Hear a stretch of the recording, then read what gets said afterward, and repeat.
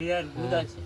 খেটে খেটে জীবন শেষ হয়ে যাচ্ছে। এগুলো কি তুই ভর্তি করতেছিস? হ্যাঁ কখন? আমার মনে হচ্ছে দুধে খাটিনি। এই দিনের বেলা না হ্যাঁ। রাত্রে?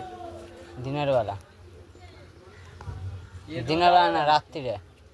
ও রোজ আলাদা? হ্যাঁ কত করে? 250 টাকা। কত কখন টাকা? দিনের বেলা 450 টাকা, আর রাত্রিরে 250 টাকা। কটা থেকে কটা পর্যন্ত? 7টা থেকে 10টা অবধি রাত।